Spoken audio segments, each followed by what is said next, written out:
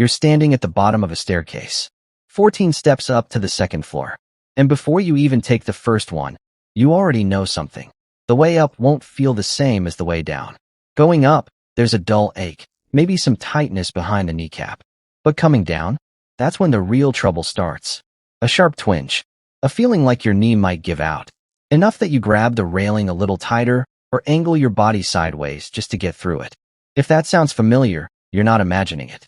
And you're not alone in noticing that stairs don't affect your knees equally in both directions. But here's the question most people never stop to ask. Why would one direction on the exact same staircase, using the exact same knee, feel so different from the other? Most people just chalk it up to bad knees or getting older. The assumption is that pain is pain. If your knee hurts on stairs, it hurts on stairs, end of story. But that explanation misses something important. The forces your knee handles going up a staircase are not the same forces it handles coming down, not even close. Your knee isn't just one joint doing one job. It's absorbing weight, controlling momentum, and stabilizing your whole body in two very different ways depending on which direction you're moving. And once you understand what's actually happening mechanically on the way down versus the way up, the pain pattern most seniors experience stops feeling like a mystery and starts making a lot more sense. Before going further, it's worth being clear about what we actually know here. The difference between going up and down stairs isn't a theory or a guess. It's basic biomechanics, the kind studied in physical therapy and orthopedic research for decades. This isn't about a secret nobody's told you. It's about information that's well established, just rarely explained in plain language. So let's break down what's really happening. When you climb up a stair, your knee is working mostly as an engine. Your muscles, especially the quadriceps at the front of your thigh, contract to lift your body weight up onto the next step. It's effortful, yes. It can feel taxing, especially if your leg muscles have gotten weaker over time. But mechanically, it's a fairly controlled, muscle-driven motion. Going down is a different story entirely. When you descend a stair, your knee isn't lifting your body, it's catching it. With every step down, your knee has to absorb the force of your body weight dropping onto that joint, while your muscles work in what's called an eccentric contraction, lengthening under load, like a brake slowly being applied. That braking action puts significantly more pressure on the knee joint, and specifically on the cartilage under the kneecap, than climbing does. In fact, research on joint loading has consistently shown that going downstairs places substantially more stress on the knee than going upstairs, which is exactly why so many people describe the descent as the more painful direction, even though it feels like it should be the easier one. Here's the part many people overlook. Pain on the way down isn't necessarily a sign that something is more damaged. It's often just physics. Your knee is doing harder work, under greater load, with less mechanical advantage.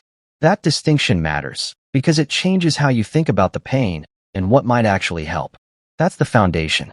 Now let's get into the specific insights that explain what's driving this, and what you can do about it.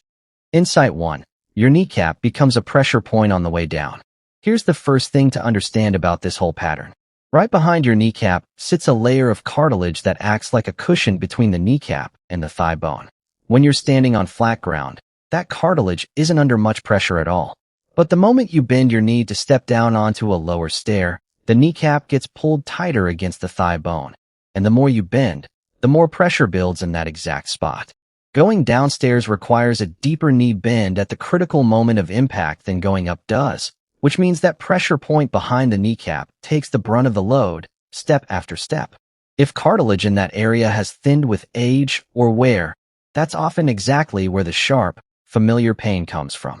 The takeaway isn't that something is broken. It's that this specific spot is doing specific work, and that work is heavier on the way down. But there's a second factor at play, one that has less to do with cartilage and more to do with muscle. And it might be the more important piece of the puzzle. Insight number 2. Weak quadriceps show up most on the descent. The quadriceps, the muscles running down the front of your thigh, are your knee's main shock absorbers when you're heading downstairs. Their job during descent is to slowly lengthen and control your drop onto each step, rather than let gravity do it abruptly. When those muscles are strong, they do this job smoothly, and a lot of the load gets distributed away from the joint itself. But quadriceps strength naturally declines with age, especially without regular resistance activity, And when that strength isn't there, more of the impact gets passed directly onto the knee joint instead of being absorbed by the muscle. This is one reason two people with similar-looking knee x-rays can have very different experiences on stairs.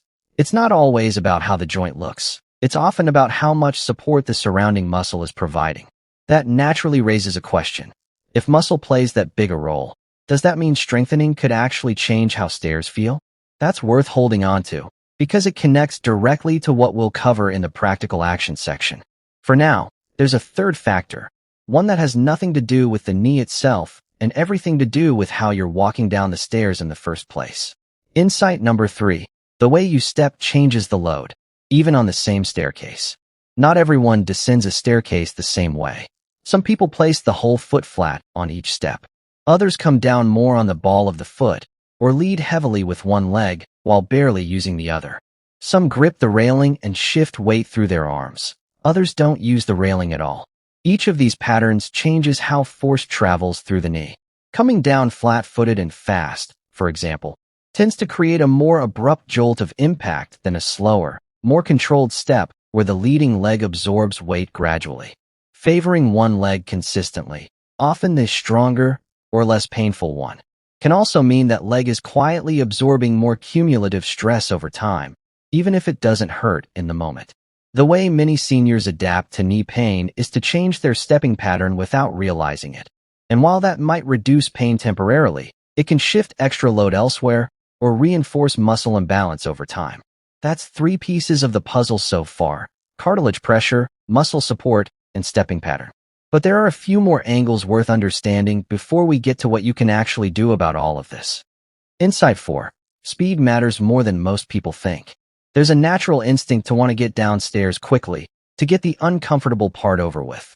But moving faster on the descent actually increases the force hitting the knee joint with each step, because there's less time for the muscles to control the drop and more reliance on the joint itself to absorb sudden impact. A slower, more deliberate descent, even just slightly slower than what feels natural, gives the quadriceps more time to do their job as shock absorbers instead of letting gravity do the work all at once. This is one of those cases where slowing down isn't about caution for its own sake. It's about mechanically reducing the load on the joint, step by step. Insight 5. Footwear changes what the knee has to compensate for. This one surprises a lot of people. The shoes you're wearing on the stairs, or the lack of shoes, if you're padding around the house in socks or worn-out slippers, can shift how your knee absorbs shock. A shoe with little to no cushioning, or a worn-down sole that's lost its structure, means more of the impact from each step transfers straight up into the knee instead of being softened at the foot. Loose-fitting slippers can also affect balance and foot placement, which changes how weight moves through the leg on the way down. It's not about needing anything fancy. It's about recognizing that the knee doesn't work in isolation.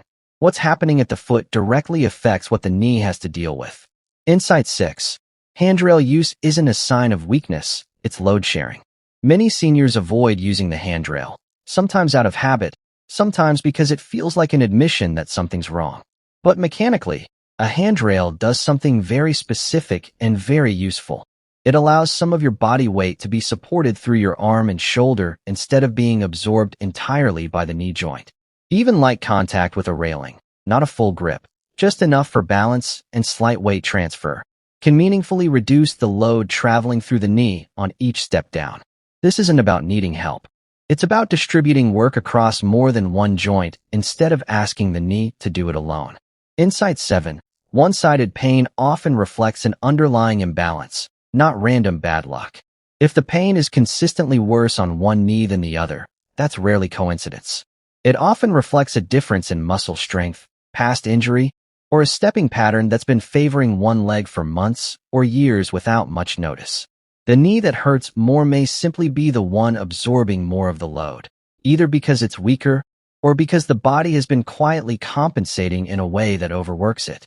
This is exactly the kind of pattern worth paying attention to, because it can point towards something worth addressing directly, rather than something to just work around. So what can you actually do with all of this? This week, start with these steps. Slow your descent slightly, not dramatically, just enough to let your muscles control each step rather than letting gravity take over. Notice if that changes how the pain feels. Use the handrail, even lightly. Treat it as load sharing, not a crutch. A light touch for balance and slight weight transfer can ease pressure on the knee with almost no effort. Pay attention to which leg leads. Notice if you're consistently favoring one side going down. That pattern is worth being aware of, even before deciding what, if anything, to do about it. Check your footwear. Worn-out shoes or unsupportive slippers around the house may be quietly adding to the impact your knee absorbs on stairs. Consider whether your leg strength has changed. If quadriceps weakness seems like it could be part of the picture, that's a reasonable thing to bring up with a physical therapist or doctor. They can assess strength and recommend safe, appropriate exercises. None of these steps will erase arthritis or reverse cartilage wear, but they can meaningfully change how much load the knee absorbs on that descent. And for many people, that translates into a real difference in day-to-day comfort. When it's worth talking to a professional, some knee pain on stairs is common and manageable with the kind of small adjustments above. But certain signs deserve a conversation with a healthcare provider rather than a wait-and-see approach. Sudden swelling, a knee that gives way or buckles, pain that wakes you up at night, or pain that's steadily gotten worse over a short period of time. None of this means something is necessarily wrong, but it's the kind of thing worth having evaluated rather than guessed at. So here's a question for you. When you go up and down stairs, which direction bothers you more? And is it always the same knee, or does it depend on the day? And if going downstairs is harder than going up, there's a related question worth asking next. Why getting up out of a chair can sometimes feel just as tough on the knees as stairs do, even though it looks like a completely different movement. That's what we'll dig into next.